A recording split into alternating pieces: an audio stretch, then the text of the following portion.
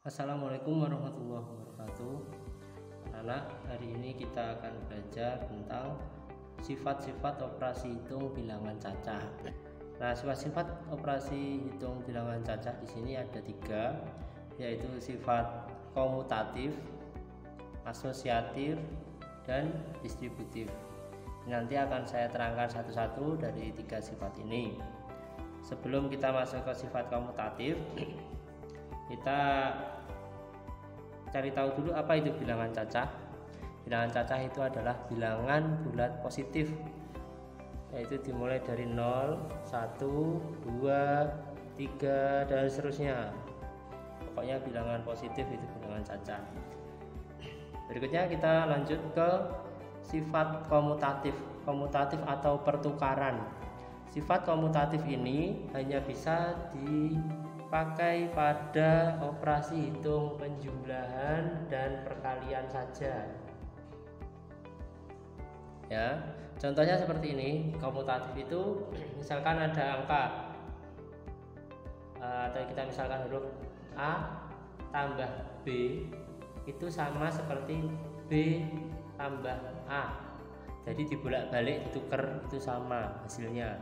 Atau A kali B itu sama dengan B kali A, ditukar posisinya itu hasilnya sama. Kita coba di angka ya. 4 tambah 5 sama dengan 9. 5 tambah 4 saya balik hasilnya juga 9. Nah, seperti ini. Sekarang yang perkalian, 4 kali 5 itu hasilnya 20. Kalau saya balik 5 kali 4 hasilnya juga 20. Nah, inilah namanya sifat komutatif, pertukaran. Depan belakang ditukar itu hasilnya sama, tapi khusus hanya untuk penjumlahan dan perkalian. Berikutnya sifat asosiatif atau pengelompokan. Sifat asosiatif atau pengelompokan ini juga hanya bisa digunakan pada operasi penjumlahan dan perkalian saja. Nah, asosiatif ini seperti ini contohnya. Misalkan ada tiga bilangan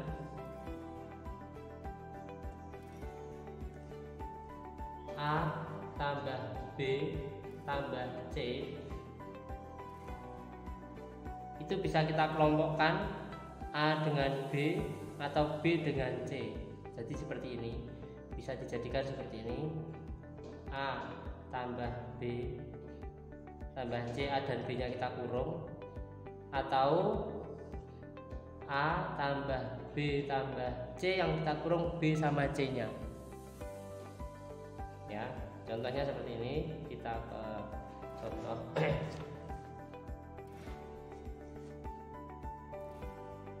5 tambah 3 tambah 7.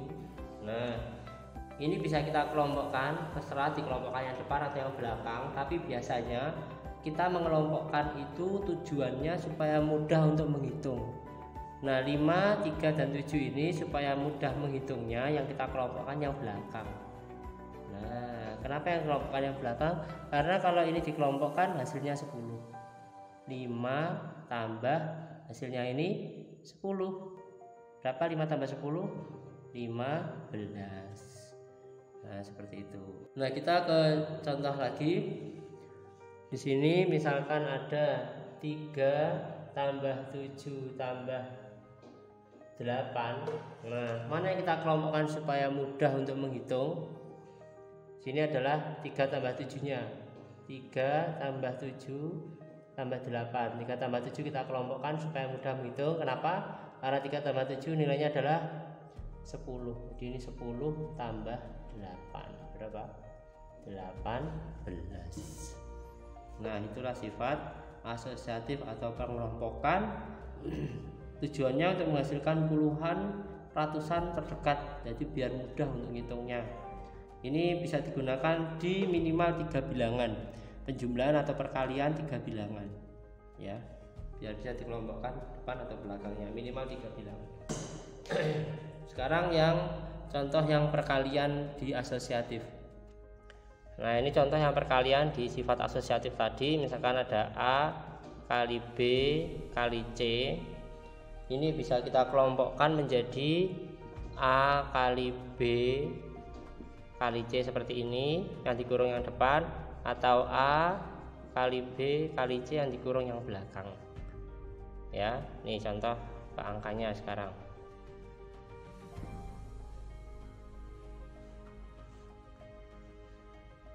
Empat kali 5 kali 3. Nah, ini supaya kita mudah untuk mengelompokkan, makanya kita kurung yang depan. Kenapa yang depan? Karena 4 kali 5 hasilnya 20 kali 3. 20 kali 3, 2 kali 3 6, 0 kali 3 0, hasilnya 60. Nah, contoh berikutnya 8 kali 5 kali 2. 8 kali 5 kali 2 yang kita kelompokkan yang mana? Yang belakang. Karena yang belakang ini nilainya 10. 8 kali 10. Berapa 8 kali 10? 80. Selanjutnya kita ke sifat operasi hitung bilangan cacah yang terakhir, yaitu sifat distributif atau penyebaran. Nah, sifat distributif ini bisa dijadikan dua, yaitu distributif untuk perkalian atau distributif pembagian. Berikutnya kita bahas tentang sifat distributif yang bagian perkalian.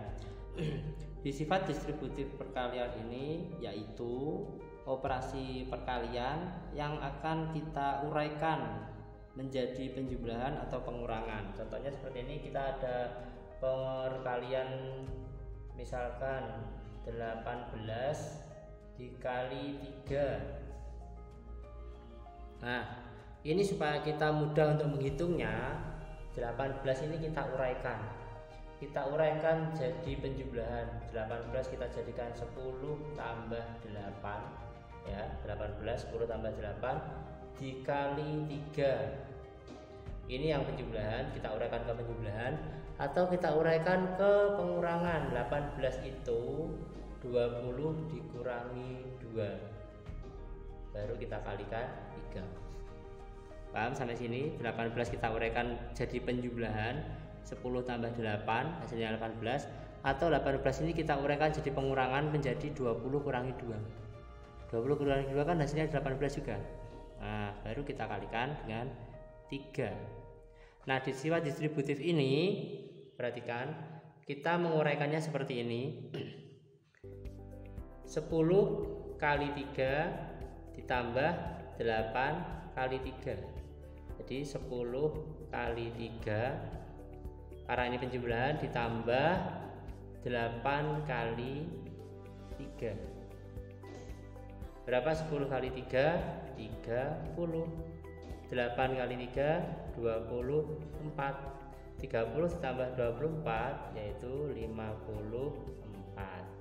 Kita coba yang bawah, perhatikan. Ini juga sama, asalnya dari 18 kita uraikan jadi 20 kurangi 2, baru dikali 3. 20 kurangi 2 kali 3.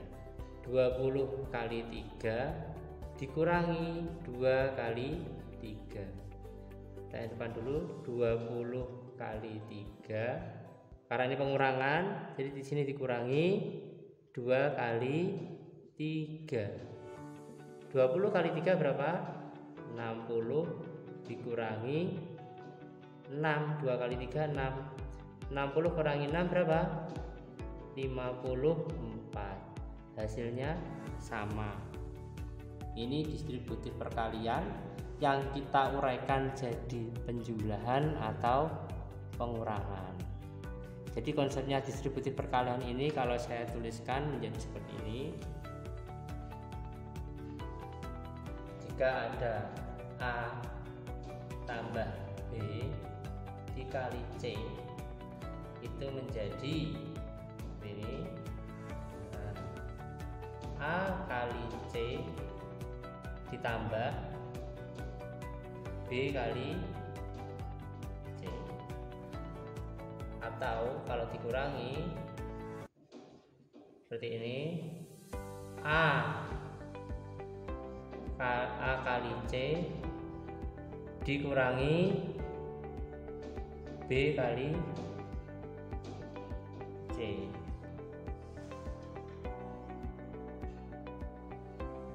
Berikutnya kita bahas tentang distributif pembagian. Distributif pembagian ini sama seperti distributif perkalian tadi, cuma tandanya kita ganti jadi pembagian. Ini sama, jadi dari operasi pembagian kita uraikan ke penjumlahan atau pengurangan. Contoh, ada 51 dibagi 3. Nah, supaya mudah, 51 dibagi 3, 51-nya kita uraikan ke penjumlahan, baru kita bagi 3, atau 51 ini kita uraikan ke pengurangan, kemudian bagi 3. Cari angka yang mudah untuk dibagi 3, yang bisa dibagi 3 untuk menguraikan 51 ini. Contoh di sini 51 saya uraikan jadi 30 dan 21. Ini kalau dijumlahkan 51. Kenapa saya pilih 30? Karena 30 ini kalau dibagi 3 mudah. 21 bagi 3 juga mudah ya. Jadi seperti ini, nanti 30 dibagi 3 ditambah 21 dibagi 3. 30 bagi 3 berapa? 10 ditambah 21 bagi 3 7. Berarti 10 tambah 7 17. Berikutnya kita uraikan ke pengurangan. 51 dibagi 3. Kita uraikan ke pengurangan, kita pilih angka juga yang mudah untuk dibagi 3. 51 itu 60 dikurangi berapa? 51 itu 60 kurangi 9. Nah, kita distribusikan 60 dibagi 3 kurangi, karena ini pengurangan ya, 9 dibagi 3.